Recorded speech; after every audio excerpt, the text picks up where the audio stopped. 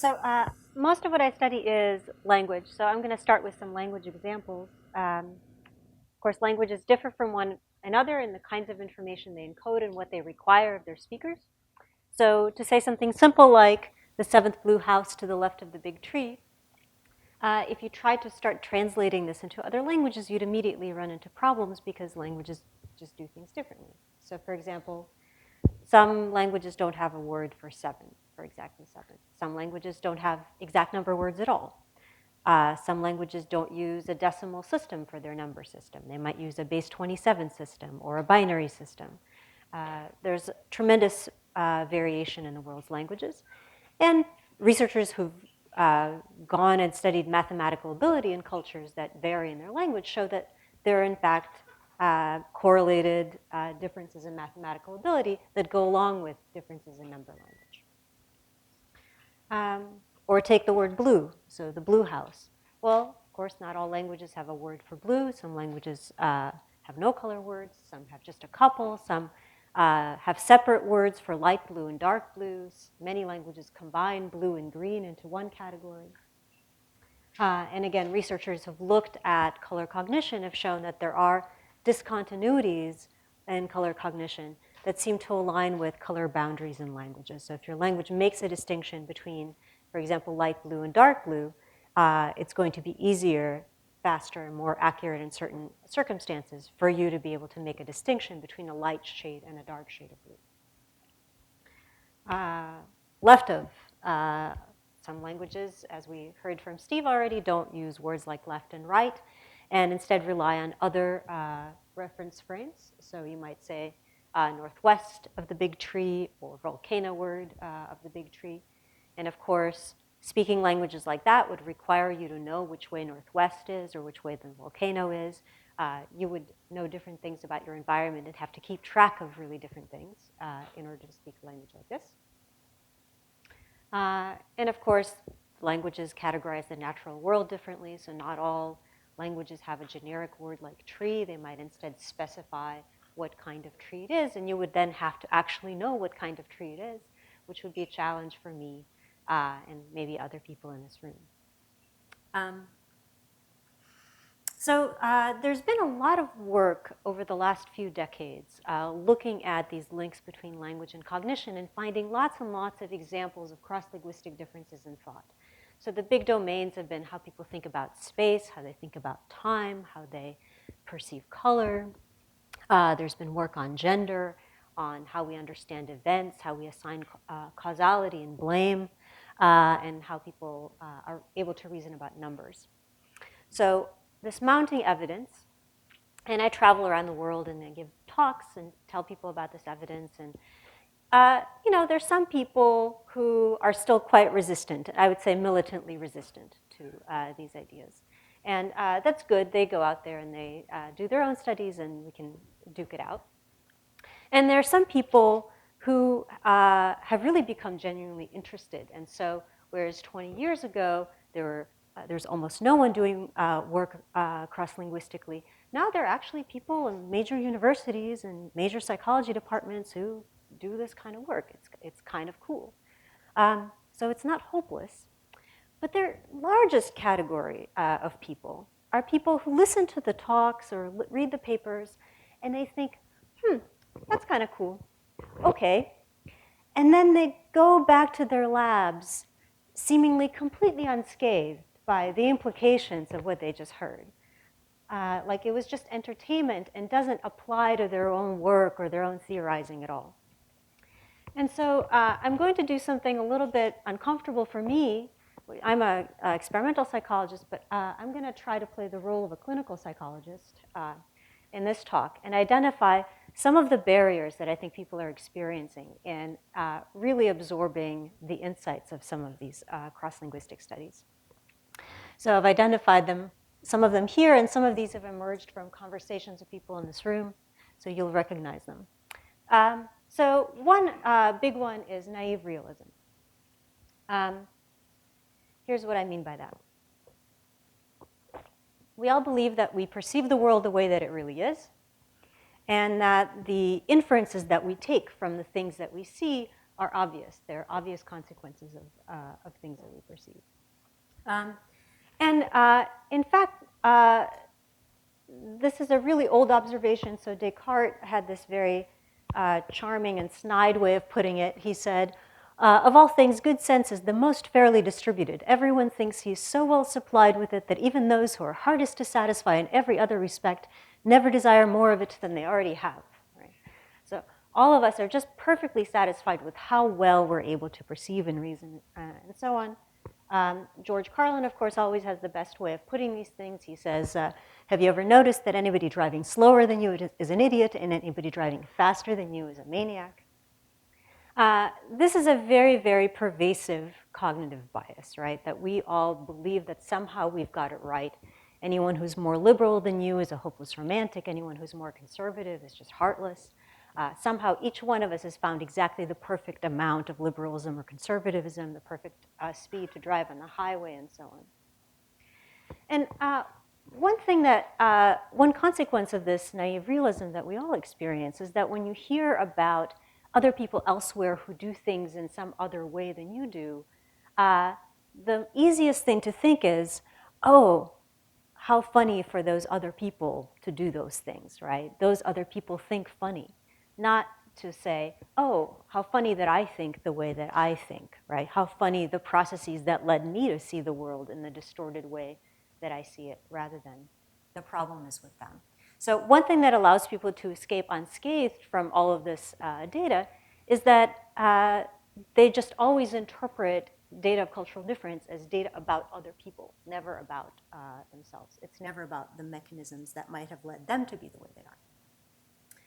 The other really strong barrier, I feel, is essentialism. So much of the thinking we do in psychology is still done in language, done in words. A lot of the arguing and theorizing is done in words, and very often in words that are in English. And people believe intuitively that words have some Platonic reference. They have some reality.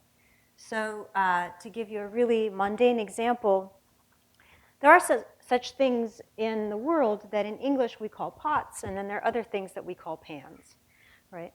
And then it seems reasonable to ask a question like, is there a word for pot in Russian? Or what is the word for pot in Russian?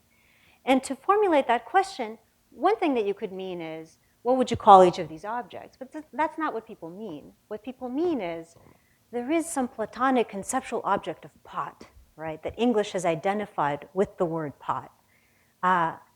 What is that word in Russian? And then I can try to tell you, well, actually there isn't one. So there are these two categories that kind of cross-cut. There's кастрюли, and then there's сковородки. And then the other 4 things or 5 things would get 5 different names. And these, of course, don't align at all with the English categories. And usually the response is kind of confusion and disbelief, because how is it that Russian hasn't identified this Platonic category of potness that English has so perfectly identified in the world, right? And people ask these kinds of questions all the time, like, does Russian have a word for privacy? Or does such and such language have a word for freedom? To ask that kind of question presumes that there is such a thing as privacy that can be identified and then named, as opposed to there is an English word, privacy, that's used in lots of different contexts, has many different uses, and what are the Russian words that would correspond to those uses and those different contexts? What would be the closest coordinates? Now, this kind of essentialism extends beyond words. It goes to grammatical categories. So, for example, lots of languages have grammatical genders where all nouns are masculine or feminine. And these genders vary across languages. So, for example, the moon is feminine in German, masculine in Spanish. The reverse, what I just said. And people throughout history have been arguing that their language is the perfect one because, for example, French is such a nuanced language that has intuited the invisible genders, even of inanimate objects, and built them into the language. I mean, how exquisite is that? Clearly, that makes French superior to English, which doesn't even have genders, right? So people make these kinds of arguments. And of course, people have done lots of work showing that speakers of these kinds of languages take these genders as meaningful. People become offended when things are personified in the wrong gender. Let me give you one of my favorite examples. This is from a bulletin board where people comment on linguistic issues. And here's someone writing, "I'd always been skeptic about claims such as Boroditsky, but recently I've caught myself assigning a sex to an object exclusively because it's grammatical gender in my mother tongue. Specifically, I was surprised to see Microsoft Office's Clippy as he because I'd always thought of it as female, and I can't find any better explanation than that's the gender in my language, Italian." And I've had lots of arguments like this as well, where people believe they've intuited something right about an object or an animal. I had a German research assistant who argued with me their grammatical gender didn't matter, and we started talking about giraffes. I told her that giraffes were masculine in Russian, and she was offended by this because she said, "Well, it's impossible. Look at their eyelashes." I just thought, I'd never thought about giraffe eyelashes. But in her mind, giraffes are feminine in German. In case, now, it's not hopeless, this situation. You can unreify people. So for example, there have been some studies that compare people's intuitions if they're bilinguals as opposed to if they're monolinguals of a language with grammatical gender. So if you ask monolinguals, why is chair masculine in your language? They'll say, my language has figured out the natural gender of chair, right? There's some kind of semantic meaning reason behind it. But if you ask bilinguals who speak two languages of grammatical gender, they will have been exposed to this conflict. And they're much more likely to say, oh, it's just a formal property of language. It's not actually about meaning. Okay. Now, of course, in psychology, as I say, so much of what we do still is done in language, is done in words, and specifically in English words. And so much of what we argue about are these linguistic categories in English. So we say, is it really true that this culture doesn't experience fear or love? Or is it really something that's affecting cognition or perception or attention? Is this about conceptualization or reasoning? We're treating these as if they're real categories in the world. Some of them may align, may be operationalized in such a way that you could actually make a distinction. But very often, we're arguing about these things as if they're real things, as opposed to being words in English. And the brain may or may not be organized in a way that cares about what words we've decided to distinguish in English. Another barrier is that it may be fun to hear about differences, but at the end of the day, people feel like, oh, it's just nicer to say that we're all the same. Like, why can't, that just seems like a nicer thing to walk away with. And I had one experience of this. About a year ago, I went and had a chance to give a talk to the Dalai Lama. And so for 2 hours, we sat next to each other, and I told them about all this work on cross-linguistic and cross-cultural differences. And I was so excited for this moment. And at the end of this talk, he said, well, that's fine, but I still think that everyone is fundamentally the same everywhere. And I was just heartbroken because, here I went to India, and I was so excited. I just completely got shut down by the Dalai Lama. And I thought, of course, what did I think? The Dalai Lama has to say, in some sense, that we're all the same. That seems like the kind of feel-good thing to say. Of course, at the same time, throughout my talk, he made lots and lots of comments about how Germans are always like this, and the English are always like this, and the Indians are always like this. And the whole conference was about how cultural practice, like meditation, fundamentally changes your brain and physiology. So people want to hold on to both of these ideas at the same time, that practice, experience fundamentally change things, that the differences you observe on the surface are real, and yet it's nice to hold on to the idea that we're all the same. And I would argue that the way to get out of this is to think about really understanding the mechanisms that create differences, to not equate difference with something that's difficult or bad, but rather to equate difference with a mechanism that generates those differences. Of course, there is a little bit of wishful thinking. It would be a lot easier if things were universal. We wouldn't have to leave our comfortable labs.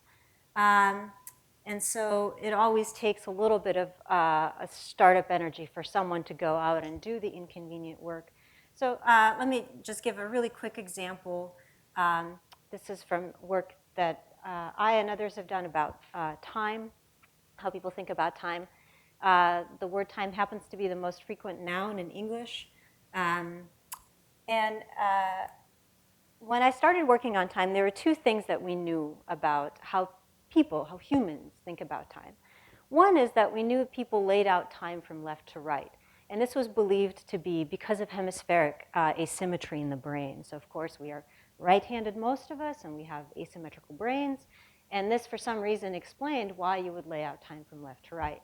Now, of course, not everyone in the world lays out time from left to right. It turns out if you read and write a language that goes from right to left, you're going to lay out time from right to left. Here's an example from advertising where Nestle had this logo for a nutritional supplement for kids. And you can read this logo and see what it does for your child. Of course, when they tried it in Arabic-speaking countries, it became problematic because if you read this logo from right to left, it's very confusing what this does for your child.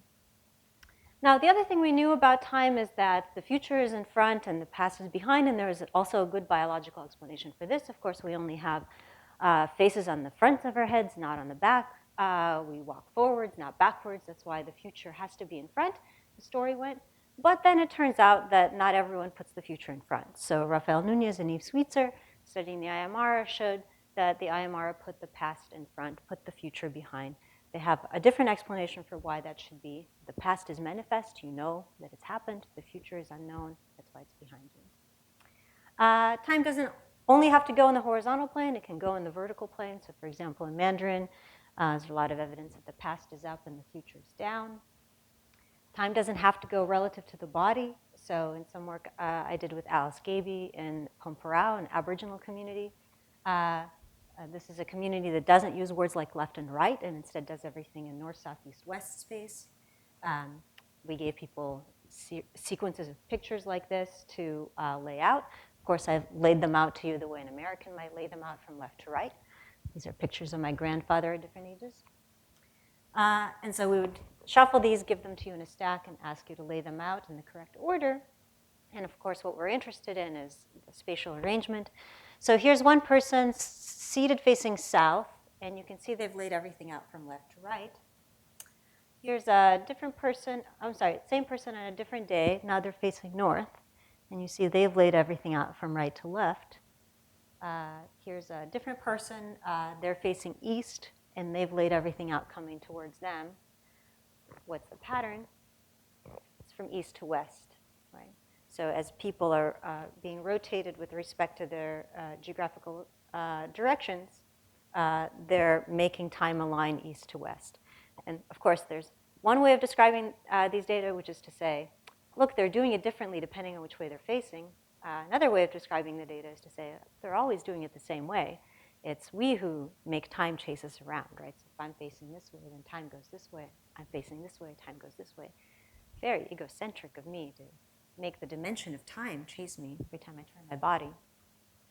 Time, it turns out, doesn't have to go in a straight line. So more work from Rafael Nunez with the Yupno in Papua New Guinea. For the Yupno, time rolls into the village from the mouth of the Yupno River, and then when it hits the village, it takes a turn and rolls out of the village at a different angle. It has to do with the topography of important spots for the Yupno. Now, one thing that people often ask me is, are these differences really differences in the brain, or are these just differences in behavior? Of course, we don't have any theories about where behavior is generated other than from the brain. So I don't know what the other hypothesis would be, but sometimes it's nice to show that somehow the brain is directly involved. I mean, I assume that must be the case in all behavioral differences.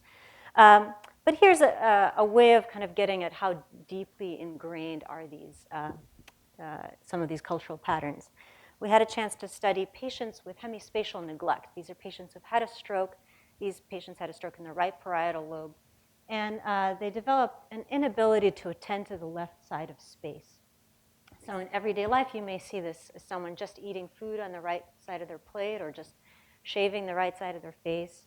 this member of KISS doesn't have neglect, but if he did, this is how he would do his makeup, I imagine.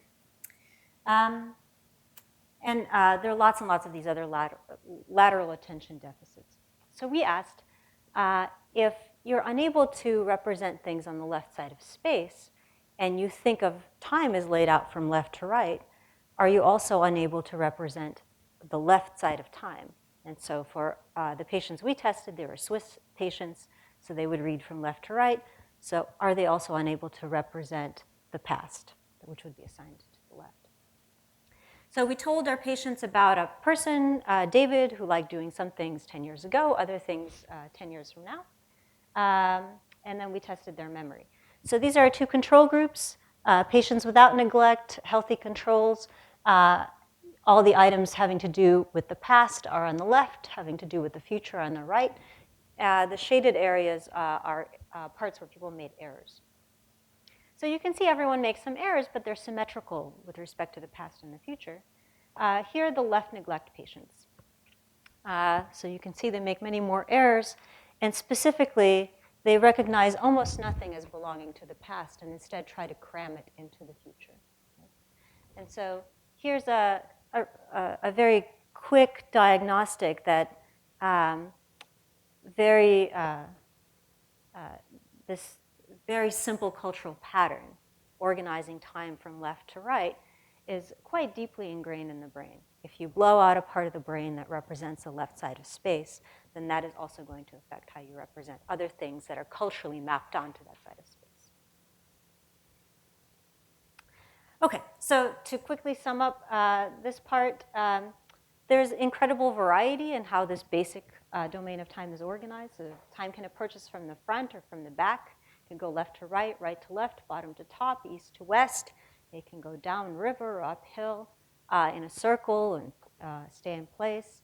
In some cases, time doesn't go anywhere. It's us that's moving. So there are many, many different ways that people around the world have found to represent this basic idea of time. Now, it's not just the case that there are these different representations of time in different places. It's that these representations often coexist in one place, so there's variety within a population, and there's also a lot of dynamic properties. So people can think about something one way one moment and then switch another moment. And this touches on this other conceptual barrier that I come across often, is that I call it aspirational psychology. People want the human mind to be rational, compact, logical, just somehow, it seems like it would be so much easier and better to study if it just was laid out that way. People want things to be stable, not just things to be changing all the time. In fact, there's a lot of panic often if you say there's a dynamic quality of the mind, and they're like, if you change one thing and it changes the other thing, and then it changes everything else, and how could you ever have another thought ever again? And it just, everything seems to fall apart. It just causes this panic. And so that's just not what the data show, though. The mind does not appear to have these very stable, compact properties.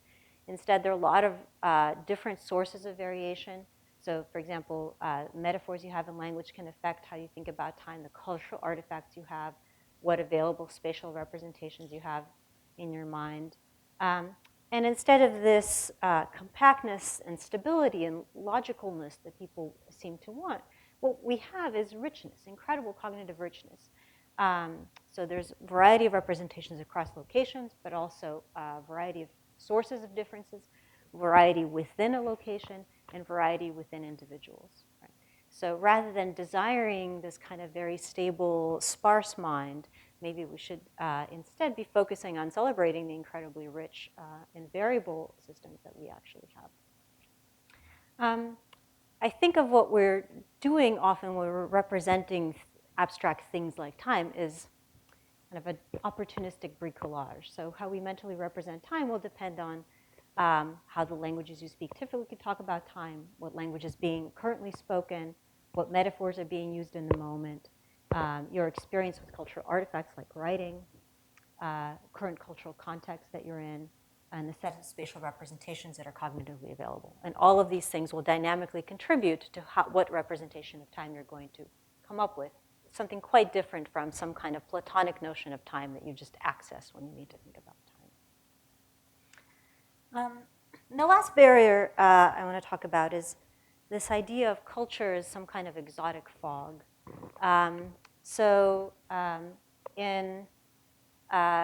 If you study language, if you study cross-linguistic differences, very often people will say, well, how do you know that's language and not culture? And the implication is that somehow if it's culture, then it's not interesting, and that also that somehow explained it. I always, have to say, well, what do you mean by culture? Of course, language is one part of culture, and this is a whole system of beliefs and practices and training that people go through. And of course, cognitive psychologists strongly believe in practice and training. There's a huge literature on how when you become an expert in this thing or that thing, that can fundamentally change perception and cognition and so on. But somehow when it comes to this very basic experience of language, which is something you do all day, every day, that is supposed to not change how you think. Very puzzling, right? Because it's taken so much for granted. Again, I want to focus here on thinking about culture as a set of practices, as training, as experience, rather than as something that just kind of circulates around people who are not us, which is often the way people think about culture. Okay, so in my role as therapist, I want to say it's all going to be okay. Languages and other aspects of culture are not magical. They have their influence over cognition through normal cognitive mechanisms that we're pretty well aware of. Engaging with these questions will not cause the collapse of human cognition into some kind of undifferentiated pool. But also, without engaging with these questions, we'll never really understand human cognition and all the richness and complexity that it has. Of course, languages and cultures make us super smart, give us an incredible advantage.